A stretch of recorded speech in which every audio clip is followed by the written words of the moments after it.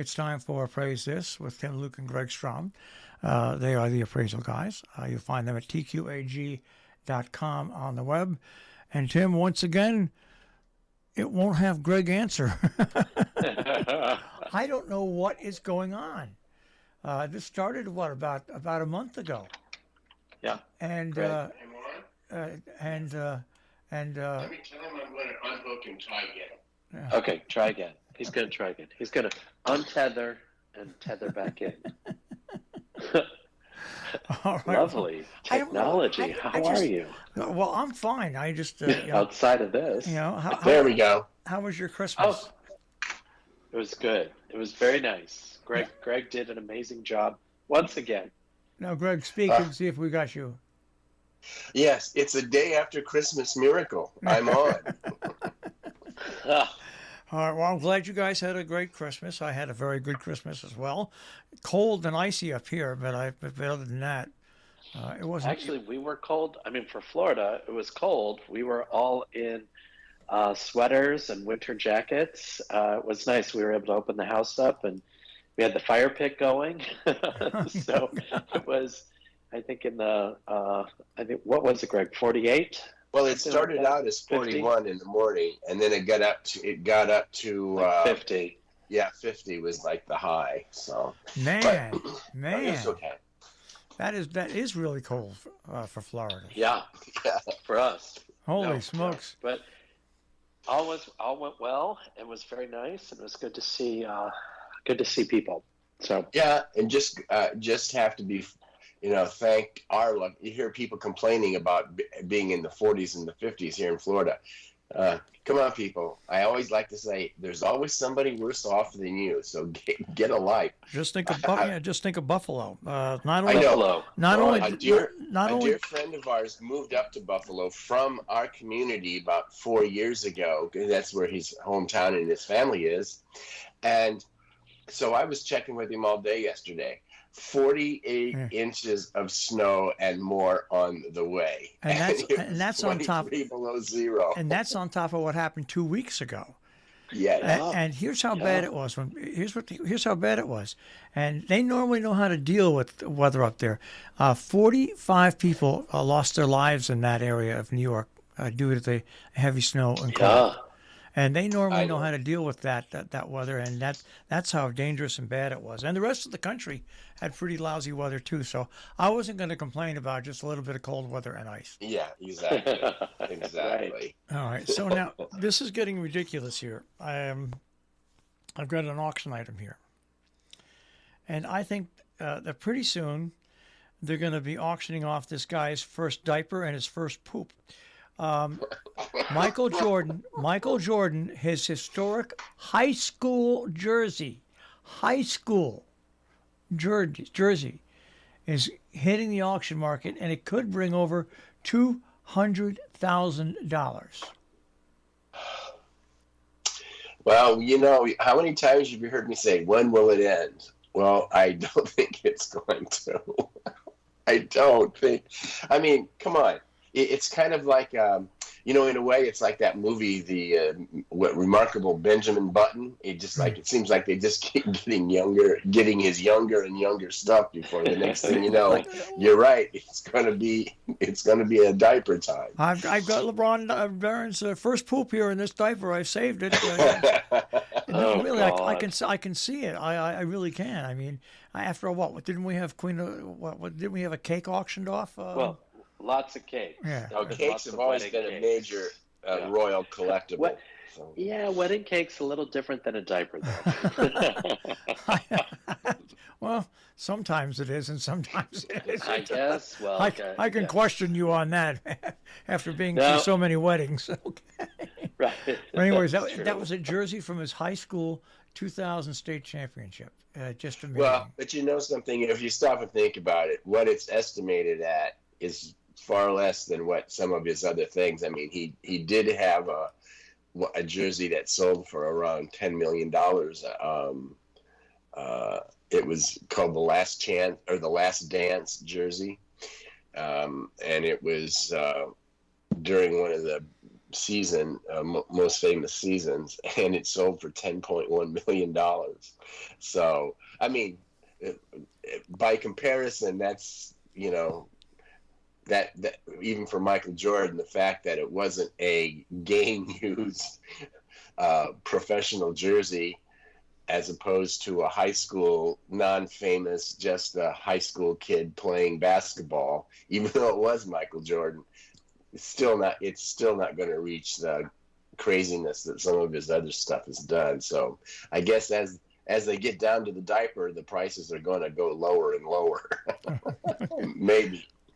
Well, on the other end of the spectrum, on December 17th, Heritage Auctions, the Wizard of Oz Hourglass, $495,000. I know. We didn't get a chance to talk about those things the last time, No. but we had them up. There were a couple of other pieces that also sold in that auction. But that one in particular, wow. And I don't know if I've ever. Tim, has that ever sold in the past? Because I don't remember seeing it. I don't come recall up. it. No, there were several of these hourglasses, but this is the one that was actually used. It's made out of. This is the one that was actually used Right. in the scene.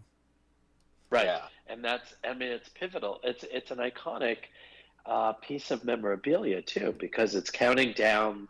There's the tension, the drama, and that's what's used to create all that drama, is watching the sand go through the hourglass, and it's a pretty iconic piece of movie memorabilia. Not only is it the Wizard of Oz, but then also significant to the storyline. Interesting note about the Wizard of Oz. Margaret Hamilton, who played the Wicked Witch, she spent the last, I think, 10 or 12 years of her life at Noble Horizons here in Salisbury. Really? Yeah, and I didn't find out about her being there until too late. I would have loved to sit down and interview her. I mean, I once had I had an interview with Jacqueline Kennedy's social director, who was living at Noble Horizons the last 10 years of her life, and that was an amazing interview. And I can imagine speaking to Margaret Hamilton about that movie would have been wild, but I didn't find out about that until too late. Have you ever seen her interviewed? There was a time when she did a couple of interviews. She was very gracious, and she talked about her experiences on in the movie, and she talks about the famous green paint where she burned her skin from it when she went up in smoke. So. But she was a very gracious, and she was a very good interview. It was interesting to see. And then she just I know she died quite late, quite elderly. But I didn't realize she died up in Connecticut. Yeah, she's at that Noble Horizons. Well, a couple of other props from that movie also sold. One was the gingham pinafore, which was worn by Judy Garland, for $125. Yes. But how about this? A jacket worn by an extra in the Emerald City, an extra, not even a star, sold for over $37,000. Yeah. Pretty amazing, isn't it? And it doesn't even say, it just says an extra. If it would have been also, it probably, who knows, speculating here, but the possibility if it had been worn by one of the Munchkin city council, the lords or whatever, the provenance of that would be, you'd be able to see somebody in that. But the fact that it was just a regular extra, it still has, it's still amazing, but there were a number of them.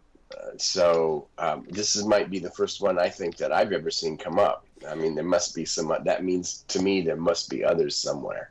Well, that's my take. Well, what also sold earlier this year was the Wizard of Oz Tin Man oil cap.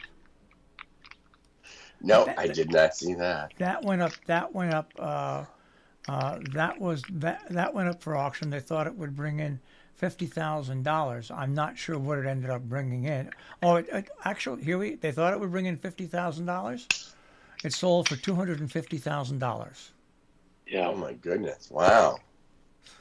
I mean, Uh, it's Well, amazing. again, another iconic prop. Yeah, it's amazing when you look at that. Well, the movie of Wizard of Oz. There's probably thousands of props that can be sold for that. I mean, from that movie.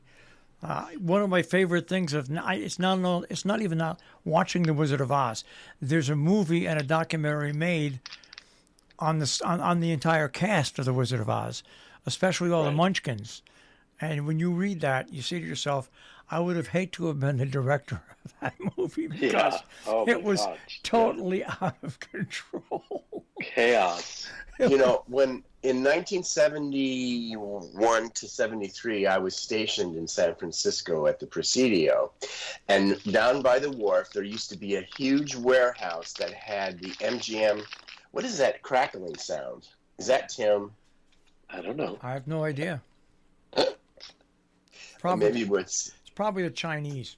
Listen, I was going to say the CIA is listening here, but the warehouse for a lot of the Hollywood props were stored down there, and there was a ton of old or of the Wizard of Oz stuff. That this was in the 70s, before all of this stuff was. Popular or selling on eBay or at auctions.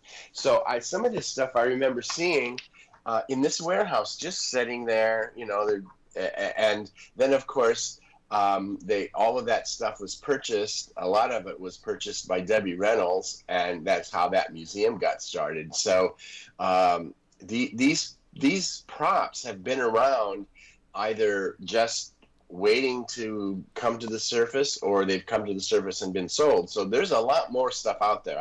I'm pretty sure we're going to see more stuff from the Wizard of Oz. Well, especially when things sell for so much. Yeah, because the only things we normally hear about at the Wizard of Oz are the shoes and the gingham dress, and that's for the most part. But these other things like the extras, jackets and things, I think those are still out there somewhere. How about the bike when that woman carried away Toto and that bike? I bet you that bike was. I bet you it was already auctioned off. I haven't seen any stories on it, but I bet you that bike had to be auctioned off for decent money. Because you know something, you've given me a challenge for next week, because I'm going to research that and find out, because I always wondered what happened to it as well. Yeah, that bike and Toto. And of course, we all know what happened to Toto, but I mean, yeah, well, poor Toto. Well, anyway, but I look at these stories and I do shake my head. But there was another, and I don't know whether it's been held or not. This story I found from November 22nd. Okay, and New York City was auctioning off memorabilia from Rudy Giuliani and other mayors. These are gifts that were given to mayors of New York that aren't properties of the mayor. They are properties of the city of New York. And it's funny when you look at the list that had this. Rudy Giuliani, okay, had more gifts than any other mayor. Okay, it includes art, jewelry, and also. Actually, there's 50 items when you add up Giuliani, Koch, David Dinkins, and Michael Bloomberg. Right. I mean, for things being auctioned off, the Louis Vuitton soccer ball that was used to commemorate the 1998 World Cup, that was priced at $1,225. Well, that's disappointing. That's not much at all. I mean, he's got there was a basketball signed by members of the New York Knicks, $405. Cufflinks and lapel pins. The World Cup, in the shape of the World Cup trophy, $169. A New York Yankees wall clock, $152. Well, these are it sounds like I'm sorry. It just sounds like a scratch and dent sale to me. To be honest with Well, you, it's the first you know, time it's like the stuff that was left. well it is the first time the city auctioned off the gifts to past mayors, and they they they they highlighted the sale by saying it's your chance to purchase items that they won't get anywhere else. Yeah, or want well, anywhere else. yeah. Would you like a glass paperweight that was gifted to David Dinkins by Diana Ross? How about this? Now, this is interesting. A signed Peter Max painting. Yeah. That would be interesting to me because you know what? I've told you this before. My mother gave me, because she has a Peter Max, I had a Peter Max belt at one time in my life. Well, And I don't know what I did with it. It's probably worth something. It's probably worth something. yeah, Peter Max. He was very, very, very, very, very prolific. He had so much. He did so much stuff, and you know, I think he kind of shot himself in the foot. To be honest with you, when we started, his things were, and of course this was prior to eBay. I will say that, and the value of his pieces, his work was pretty good. I mean, it was selling, and we would sell some things. But then after, you know, his work started showing up online and in just like hundreds of paintings. And then it turns out that there were so many paintings flooding the market that the value of his work started to diminish. And some of his things now are selling for, well, kind of pennies on the dollar, and by comparison to what they used to sell. So it's a kind of a cautionary tale to buyers. If, you know, Peter Max is a very well-known artist and people hear Peter Max, oh, I need a Peter Max. Well, you can get a Peter Max.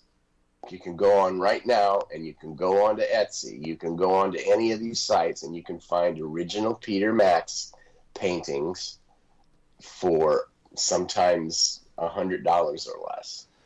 That always comes back to my memory because at one time, remember the movie Easy Rider, the motorcycle jacket that was the American flag? Mm-hmm. My mother purchased me a replica of that. It wasn't the actual jacket, but a replica of it, made out of suede, because the motorcycle jacket was there. You know, in case you fell off the jacket, it protected you. And I used to wear that along with my Peter Max belt. And you were styling. I would wear it on the Sharon Green back in 1969, 1970, and 71, protesting the Vietnam War. There was a bunch of people out there that were all normal American citizens, and I would stand there, and people would be like 15 feet away from me. We were all protesting the same thing, but because I had that jacket on and because I had Peter Max belt and bell bottoms, white bell bottom pants.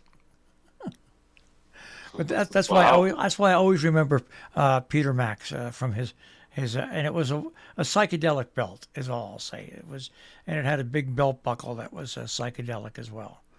But I have they're still doing the auction, the public surplus auction of all these mayor's things. There's still like 5 days left on some of these. They must have found just a number of items. There's a Wedgwood bowl that Mayor Bloomberg received from.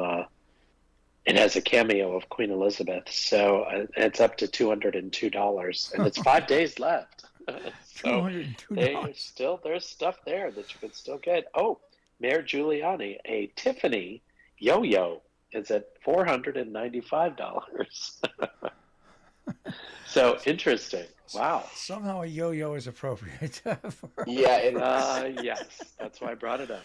But, well, you know, if you want to get in the low end of bidding on something historic, go to the mayor's auction. Where can they find it? Is that on the web? It's publicsurplus.com. Yeah. Yeah, there's a lot of just nothing. What a sad, sad, sad situation. Oh, God. I would think, Yep. I wonder what they had from Ed Koch. Um, as all the New York mayors, he was one of my favorite ones.